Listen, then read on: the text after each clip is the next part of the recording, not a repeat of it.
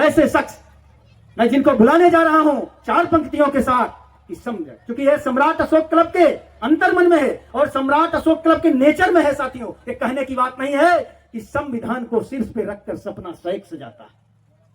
Doctor साहब कहते हैं कि हम लोग गन्ना पेर रहे हैं तो गन्ना के रस की तरफ ध्यान दें, खोइया कहां जा रहा है अभी आप बताएंगे। उनका विषय है कि संविधान को शीर्ष पे रखकर सपना सैक सजाता है, राष्ट्र का गौरव रहे सुरक्षित, जन जन को बतलाता है, अरे संघर्षों से ठोकर खाकर जो इतिहास बनाता है, नाम है जिसका सच्चिदानंद, बुद्धा की ज्योति जलाता है, बुद्धा की ज्योति जलाता है। इस क्रांतिकारी अभिनंदन के साथ और जोरदार तालियां हो। अगर आप लोग सुनने के मूड में हो, आपको सुनने का भूख हो, तो जोरदार तालियों के साथ आप आमंत्रित करें। एक जोरदार तालियां आप सबकी तरफ से होना चाहिए, क्योंकि आवाज भारत की सीमा के पार ही नहीं, हिमालय की पार भी पहुंचना चाहिए। हिमालय के पार पहुंचना है, क्योंकि हमारे देश हिमालय से आए हैं। एक बार और, एक बार हमारी बहनें देखना कितना बैठी हुई हैं। कुछ लोग सोना का आनंद ले रहे हैं तो कुछ लोग सोने का आनंद ले रहे हैं। यहां सोना मिल रहा है, रतन, तो बहुत बहुत धन्यवाद। आज सबसे पहले मैं अपने देश की एकता, अखंडता और हम सबके शौर्य का प्रतीक अपने देश के राष्ट्रीय ध्वज का नमन करते हुए, हमारा देश विविधताओं का देश है, जहां विभिन्न धर्म, विभिन्न संस्कृति, विभिन्न परंपराओं, विभिन्न रीति रिवाज, विभिन्न भाषा के लोग रहते हैं। इन सारे लोगों को बड़े ही सम्मान के साथ एक सूत्र में बांध कर रखने की क्षमता रखने वाला, अपने भारत के संविधान का सम्मान करते हुए आज हमारे बीच जो अतिथि आए हुए हैं, कहते हैं कि तलवार से केवल किसी का जमीन जीत सकते हैं, धरती, तलवार से केवल जमीन जीत सकते हैं, लेकिन विचार से उसका जमीर जीत सकते हैं। और उसी जमीर जीतने का असर है कि हम कहां के और आप कहां के यहां आए हुए। इसका मतलब पहले नहीं आए हैं, पहले हम वहां गए थे, 2000 साल पहले हम गए थे, तो आज आप लोग उसका न्योता लौटाने आए हैं। बोले थे कि आप बुआ गांव में गए, हम ननिहाल आए हैं, तो न्योता लौटाने आए हैं। तो ननिहाल में जब कोई आता है तो लड़का मन बढ़ू हो जाता है।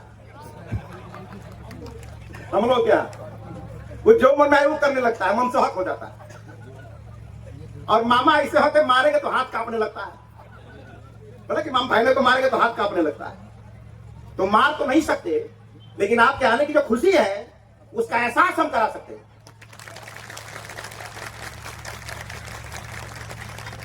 तो सम्राट अशोक की जो बेटी की चर्चा आप कर रहे थे,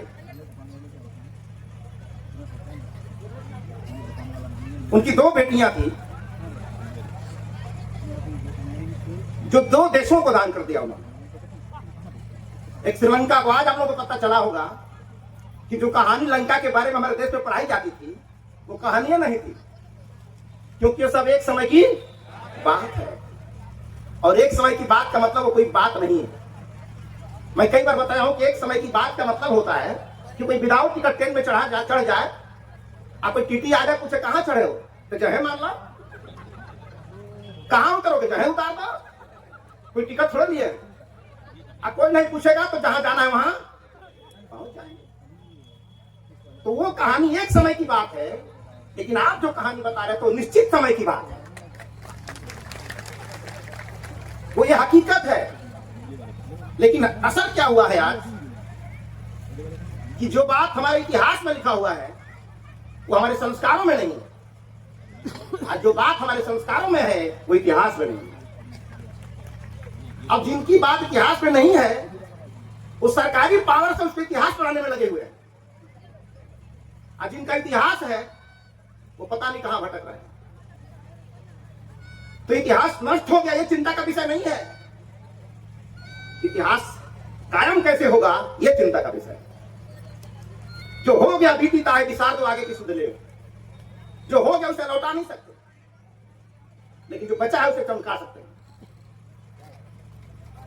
तो जब ये लटिया महोत्सव शुरू हुआ तो अशोक ने बहुत सारी लाटें बनवाई है, बहुत सारी लाटें लगा दिए थे और बहुत सारी लाटें लगवाना बाकी रह गया था।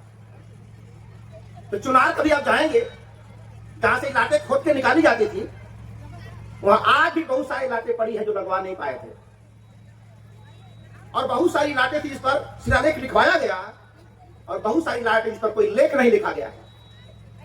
तो लेख विहीन जो लेख स्तंभ थे, उसी स्तंभों में से लटिया स्तंभ है। तो लोग कहते हैं कि ब्रह्मा का लेख है, ये मिट ना सकेला। तो आप बताइए, कहीं ब्रह्मा का लेख आपने देखा है? तो ब्रह्मा का लेख है कि नहीं है पता नहीं है, लेकिन अशोक का लेख हर जगह ये सबको पता।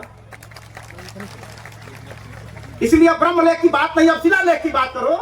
अपरधानी का चक्कर छोड़ो, राजधानी की बात करो।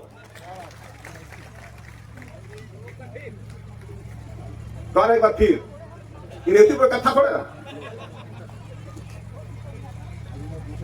तो ऐसे शुरू हुआ सफर। तो मैं बोल रहा था कि जो बात हमारे इतिहास में है, जो लिखा है किताबों में, हमारे भी अरुण यादव सर बता रहे थे, जो लिखा है वो कैसे धीरे धीरे मिटता रहता है। तो हम लोगों ने यहां कुछ नहीं किया, केवल अपना काम करना शुरू कर दिया।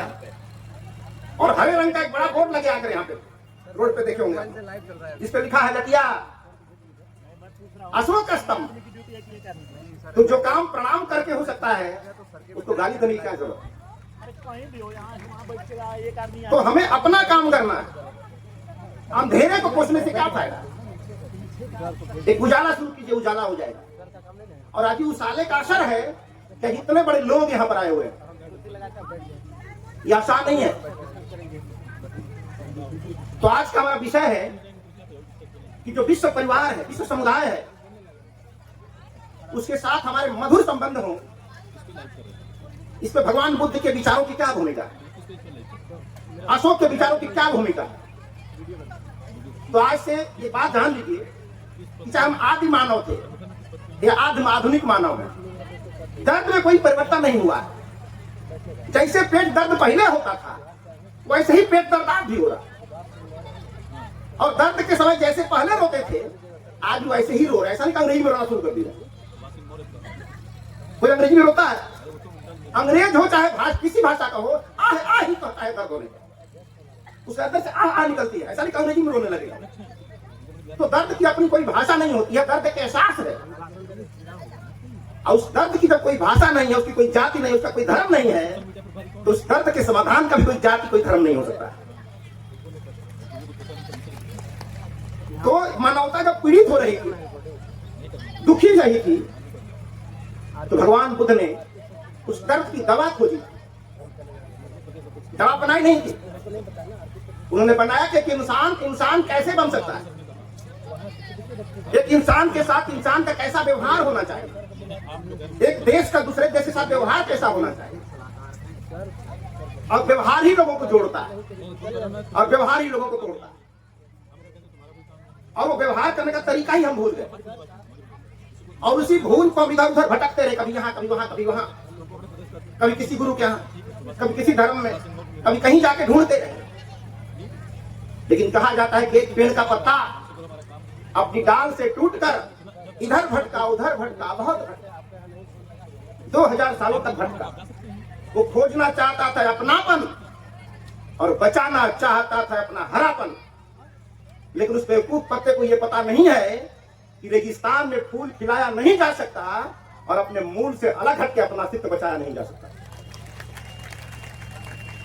जब मूल से अलग हट रहे थे आप तो सूख रहे थे, और आज मूल से कनेक्ट हो गए तो हरा भरा होना शुरू हो गया। जो अभी यादव सर चर्चा कर रहे हैं, ये कनेक्ट होने का नतीजा है कि बदलाव शुरू हो गया। और यकीन मानिए, अगर आप बदलने को तैयार हैं तो जमाना बदलने को तैयार है, क्योंकि शुरुआत हमेशा पहले कदम से शुरू होता है, एक व्यक्ति से।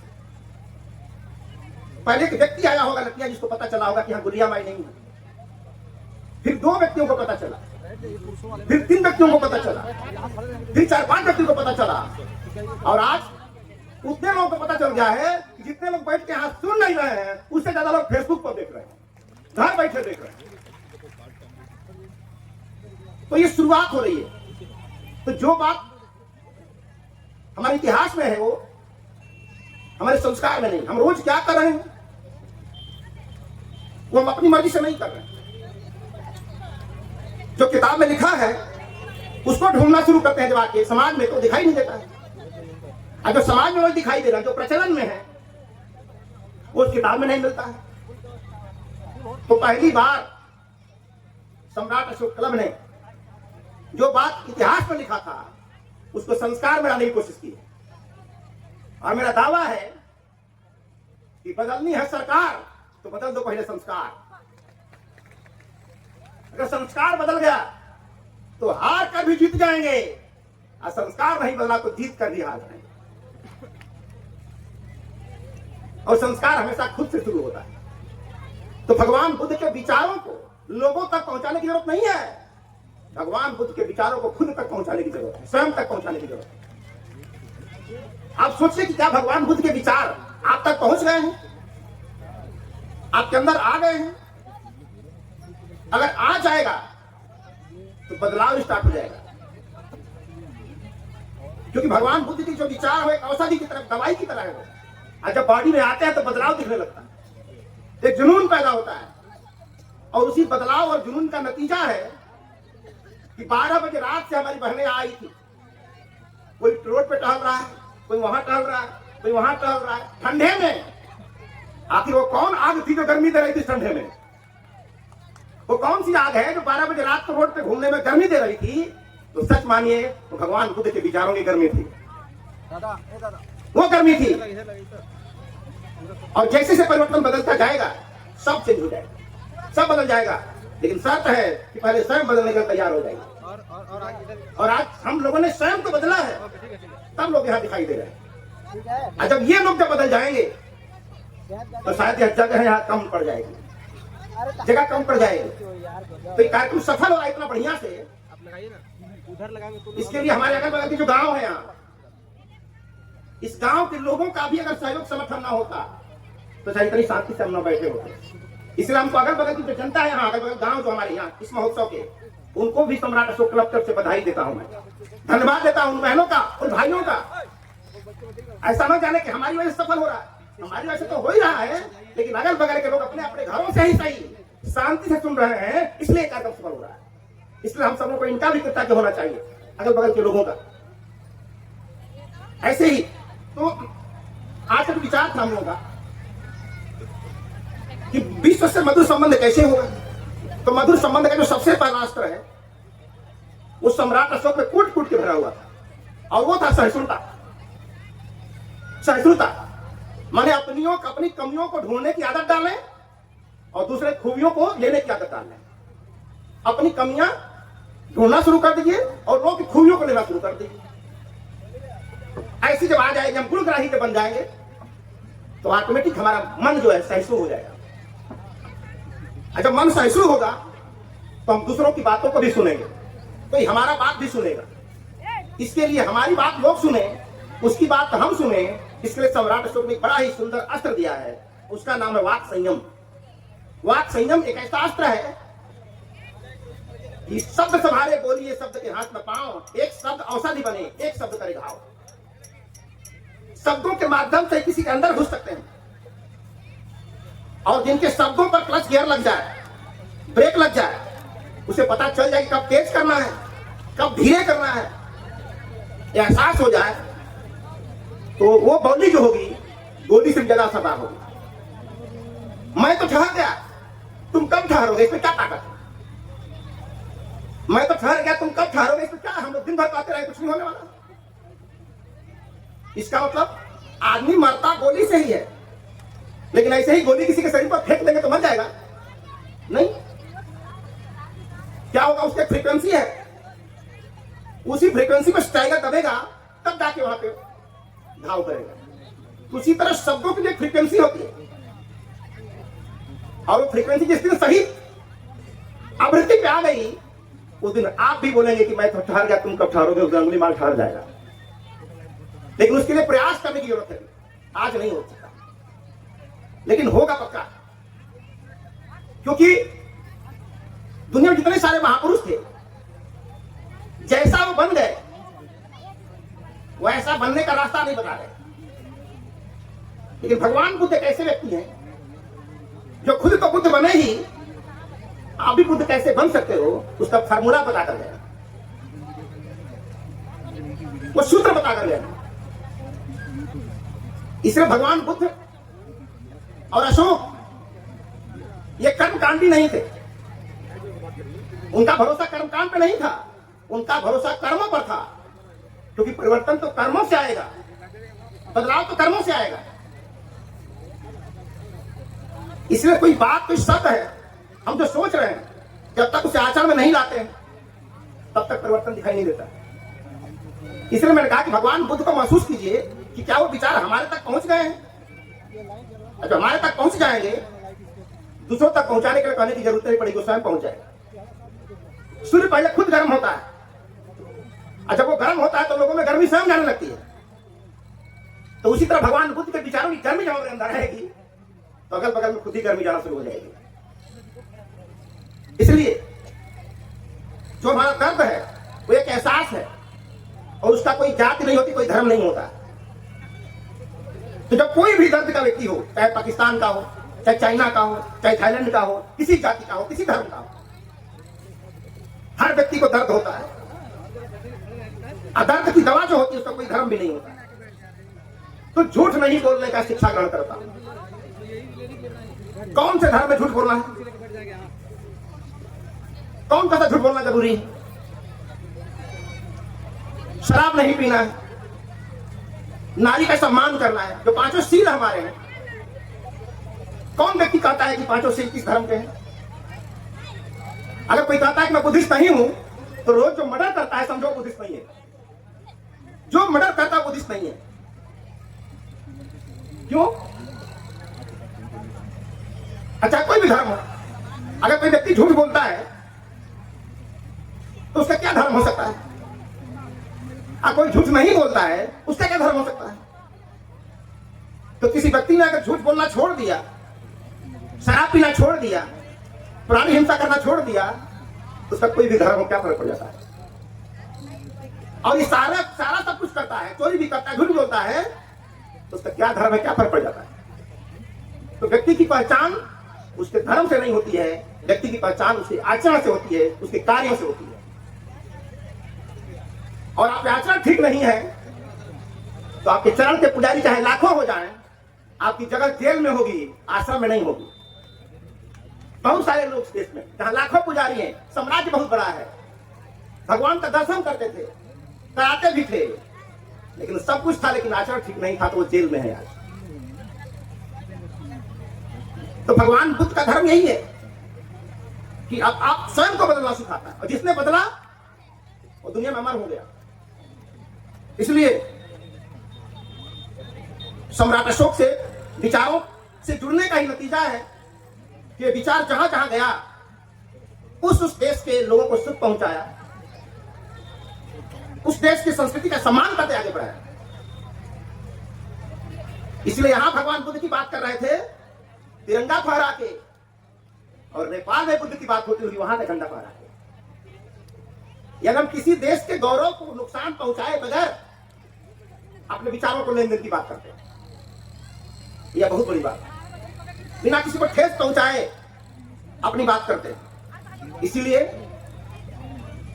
दुनिया के सबके भगवान मंदिर में मिलते होंगे, किसी खुदा मस्जिद में मिलते होंगे, लेकिन हम सबके भगवान तो जमीन के खुदाई में मिलते हैं। खुदाई होता तो मिलते हैं, वो मंदिर में मिलता है ना मस्जिद में, जमुनिया के भीतर पता नहीं क्या कर रहा है। यानी हमारा खुदा खुदाई में मिल रहा है, और हमने खुदाई वाला काम नहीं किया, इसलिए नहीं मिले हमको। तो धन्य हमारा है कि जेम्स विल्सन जैसे लोग आए, कनिंघम जैसे लोग आए, सूरज जैसे लोग आए, और वेडला जैसे लोग आए, जिसने पाटलिपुत्र में खोज दिया। तो राजधानी हमारी थी, हमें पता ही नहीं मेरी राजधानी कहां है। तो गुरु गोविंद दो खड़े काके लागू पाए। तो अगर भगवान बुद्ध हमारे लिए पूजनीय है, अशोक हमारे लिए पूजनीय है, तो जेम्स प्रिंसेप और कनिंघम हमारे लिए कम पूजनीय नहीं है। क्योंकि उन्हीं लोगों ने बताया कि हम कौन है, हम कौन है। तो भगवान बुद्ध हमारे लिए सम्मानित। अभी सर क्या बोले जा रहे हो सर कि 200 साल पहले कोई बुद्ध को नहीं जानता था। अभी तो बोले था आपके सामने 200 साल पहले बुद्ध को नहीं जानता था। तो 2500 साल पहले बुद्ध पैदा हुए, फिर 2300 कहां चले गए? 2300 जमीन में ही चले गए थे। तो दुनिया की तकदीर महलों में भले हो सकती है, लेकिन हमारी तकदीर तो जमीन के अंदर खोई है, खंडारों में खोई है। तो लोगों का आकर्षण बड़े बड़े महलों को देखने की तरफ होता होगा, लेकिन हम सब का आकर्षण तो खंडहरों को देखने की तरफ होता है।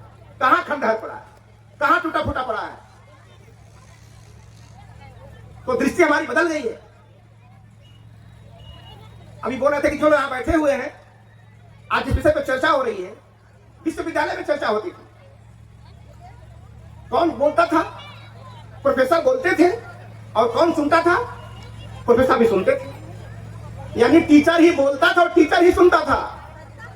इसलिए यूनिवर्सिटी में बहस करने से कोई फायदा नहीं होगा, क्योंकि विद्यार्थी पढ़ के प्राचीन इतिहास की जानकारी करके अपने आईएएस हो गए, अपने पीसीएस हो गए, लेकिन आपको पता नहीं चला।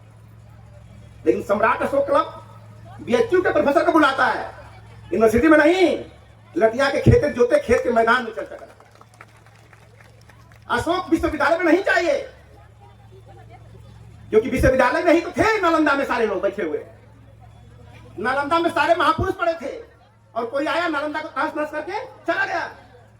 काश वो सारी बातें नालंदा से निकल के अगर हमारे संस्कारों में होती, तो आज जो इतिहास में होता वही संस्कृति में होता, और जो संस्कृति में होता वही इतिहास में होता, दोनों होता।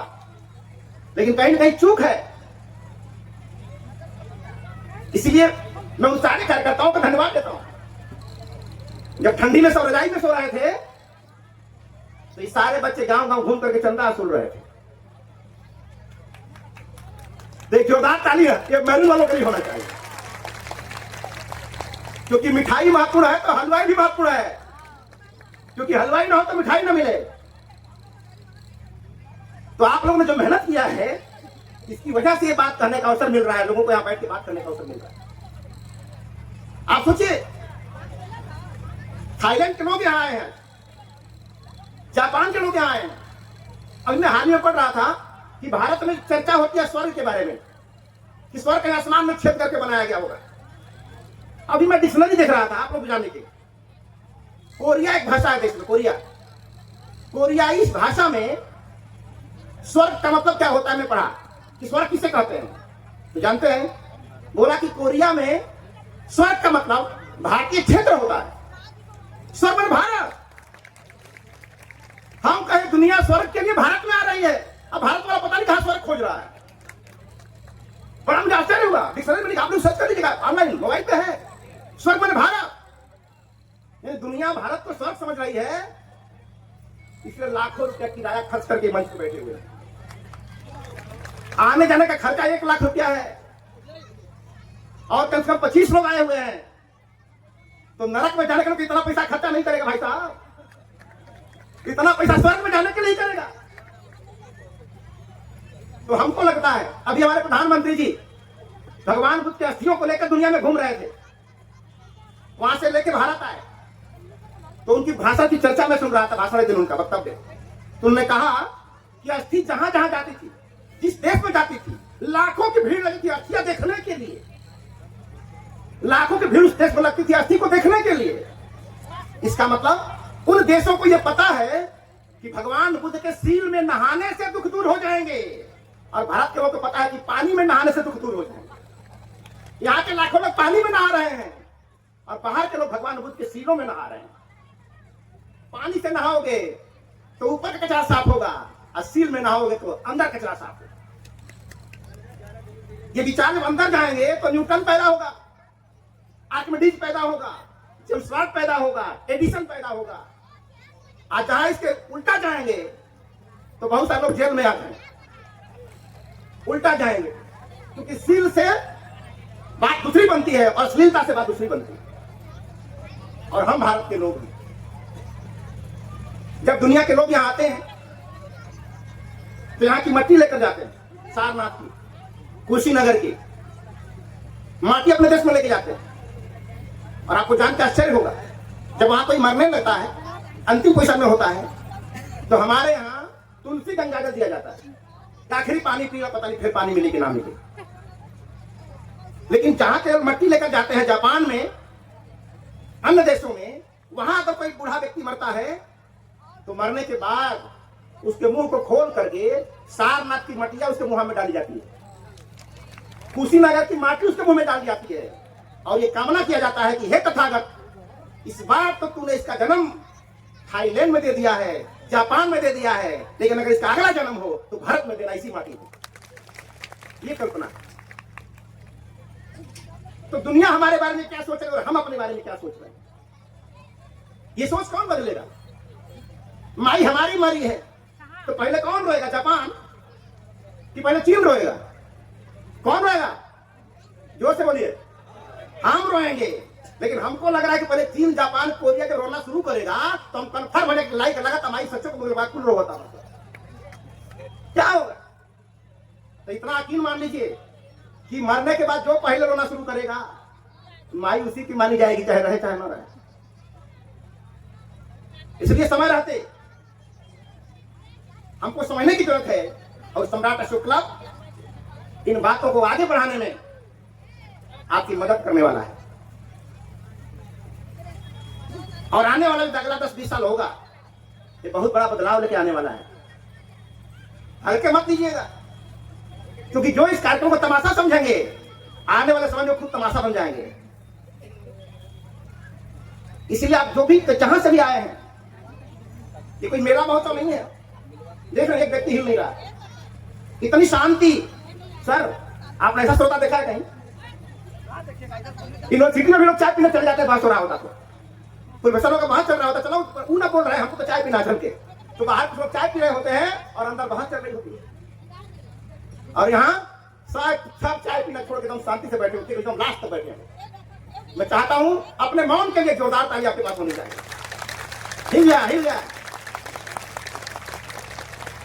ये मिसाल है, क्योंकि जो बात बोलने में नहीं होता वो बात मौन में हो जाती है। बोलना भी स्पीच है, वो मौन भी एक स्पीच है, मौन भी एक स्पीच है। इसलिए भगवान बुद्ध के विचारों पर आने का मतलब कि हमारा बिहेवियर बदलना चाहिए, हमारा बैठने उठने का तरीका बदलना चाहिए, हमारे पढ़ने का तरीका बदलना चाहिए, हमारे चलने का तरीका बदलना चाहिए, क्योंकि रोज के रहन सहन की शैली का नाम ही संस्कृति है। रोज के रहन सहन की शैली का नाम ही संस्कृति है। और आपके चलने, उठने, बैठने, बोलने का तरीका से समझ में आता है कि आप कैसे आदमी। और जिस दिन ये बदल गया तो लोग आपको देख के बदलना शुरू हो जाएंगे। आप यकीन नहीं होगा, ऐसे अनगिनत देश थे जिस अशोक को देखा भी नहीं था। आज बहुत ऐसे देश हैं जो बुद्ध को देखे नहीं है, लेकिन बुद्ध के अनुयायी है। बुद्ध के अनुयायी, बुद्ध को देखा ही नहीं उन्होंने। अशोक का जहां साम्राज्य नहीं था, उनके साम्राज्य के बाहर भी अशोक के अनुयायी बन गए। यहां तक कि बहुत सारे लोगों ने अशोक के नाम पर अपना नाम भी प्रियदर्शी रखने लगे। अशोक की तो हम भी अपना नाम रखेंगे प्रियदर्शी। तो अशोक अपने नाम के बाद प्रियदर्शी लिखते थे, और ये प्रियदर्शी की व्याख्या भी गलत तरीके से की गई है समाज में, इतिहास में।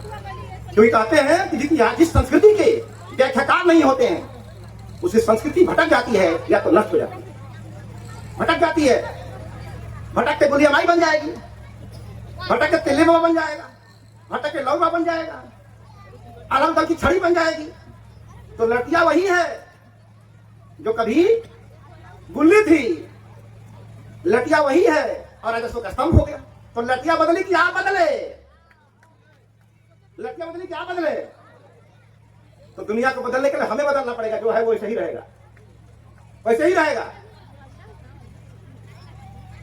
तो ऐसे ही बदल, व्याख्याकार जब खत्म हो जाते हैं तब बात बदल जाती है। तो इस तरह से बहुत सारी चीजें हमारे देश में है जो क्रमशः बदलती चली जाएगी, हमको पता नहीं चल रहा। सब बदल जाता है, हमको लगता है दुनिया बदल गई।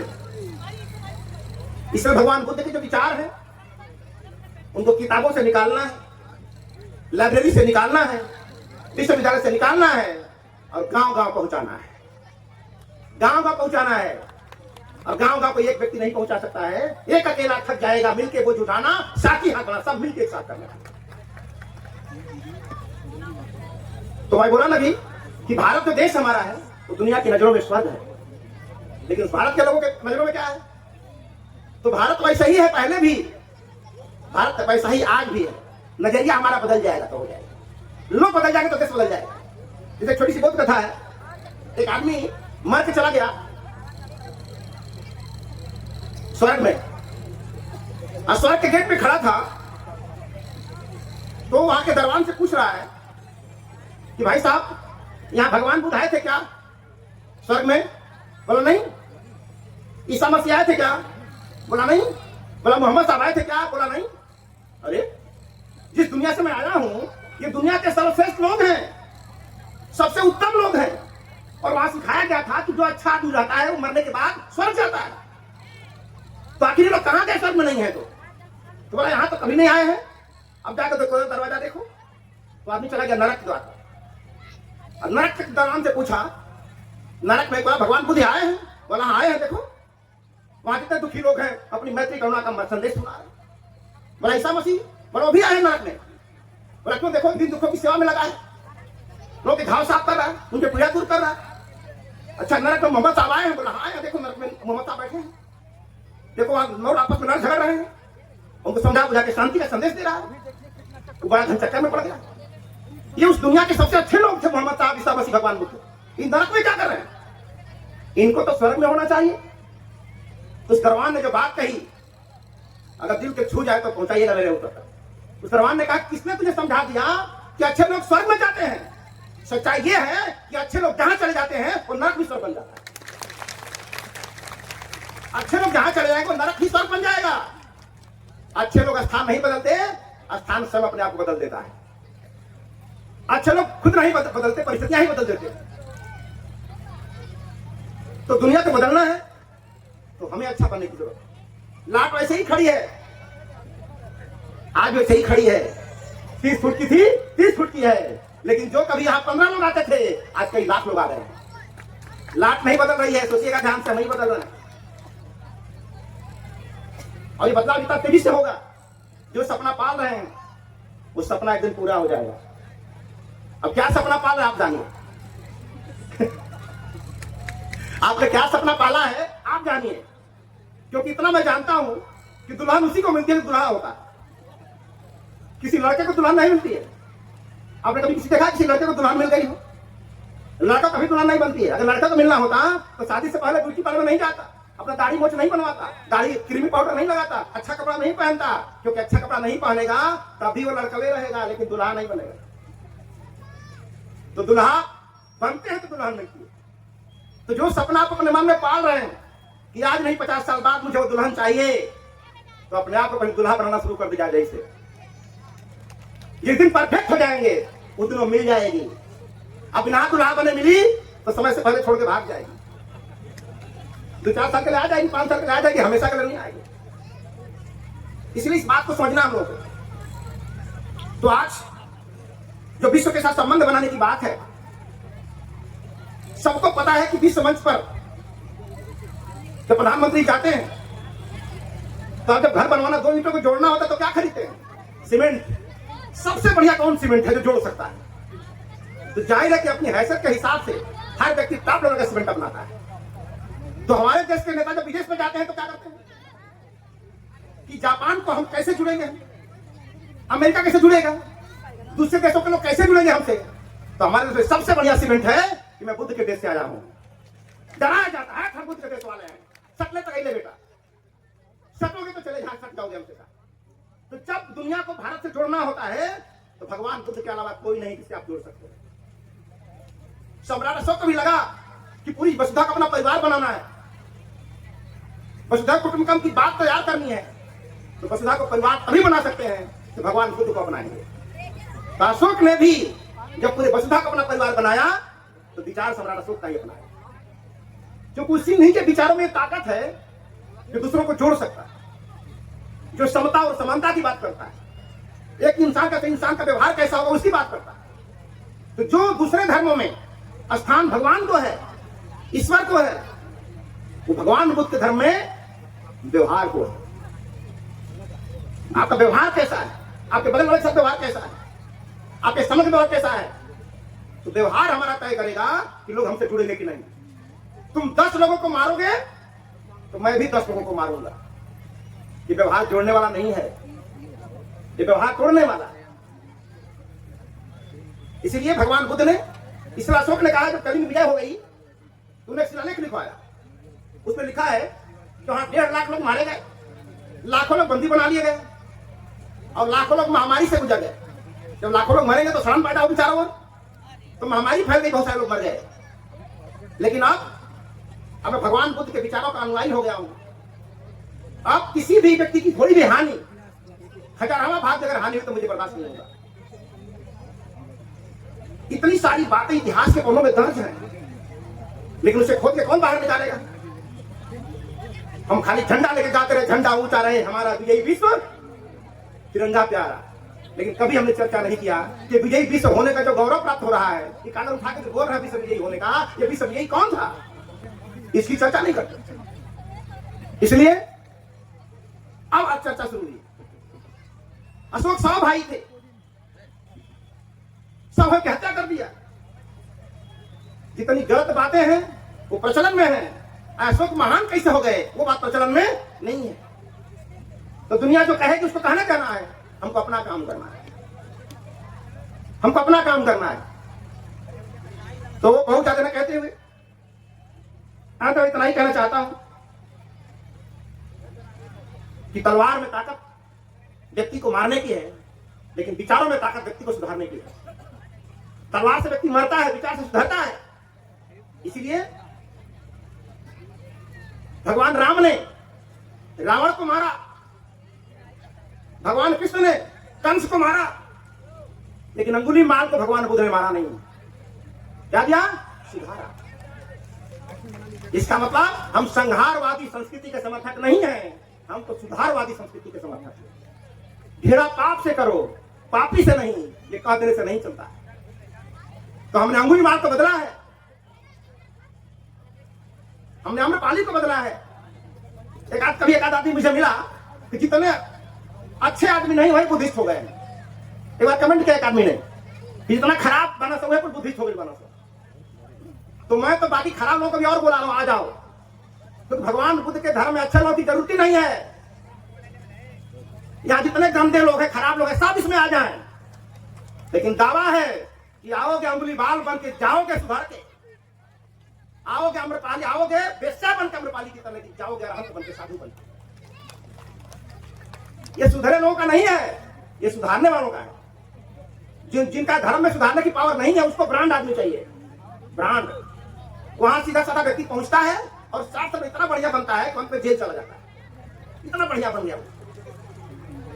वहां अच्छे लोग आते हैं बिगड़ के जेल चले जाते हैं, और यहाँ बुरे लोग आते हैं सुधर के दुनिया बदल देते हैं। तो आइए हम सब मिल करके भगवान बुद्ध के विचारों को, और भारत के साथ साथ अन्य देशों के साथ, हमारे मंच पर जापान से गुरुजी बैठे हैं, ये इतनी भाषा जानते हैं कि जिस देश में जाते हैं उसी देश की भाषा बोलना शुरू कर देते हैं। जहां जाते हैं, यहाँ तो हिंदी में बोलेंगे जो जहां जाता है। और हमारे मंच पर चीफ गेस्ट बैठे हैं, जीवा में जरूर दिखाई दे रहे हैं, लेकिन उनको आम आदमी मत समझिएगा। अभी 4-5 दिन पहले पता चला कि कितने खास आदमी है। जब सीधा प्रधानमंत्री से वार्ता हो रही थी तो डायरेक्ट जूम पर, तो साधारण दिख रहे हैं। इसलिए मैं अपने पूरे नेपाल से आए हुए अपने अतिथियों का, और अभी तो 4 देश यहाँ उतरे हैं, कहिए तो पूरे दुनिया को लटिया में उतार दें, कहिए तो पूरे दुनिया को लटिया में उतार दें। कुछ भी नहीं है मुश्किल, अगर ठान लीजिए सब होगा, सब आने वाले हैं। क्योंकि पूरा देश, जिस दिन भारत की लाल किले से भगवान बुद्ध की बात होने लगेगी, सुनेगा ध्यान से, जिस दिन लाल किले भगवान बुद्ध की बात होने लगेगी, उस दिन विश्व के जितने देश हैं भगवान बुद्ध के अनुयायी, वो भारत के मित्र राष्ट्र हो जाएंगे, मित्र राष्ट्र हो जाएंगे।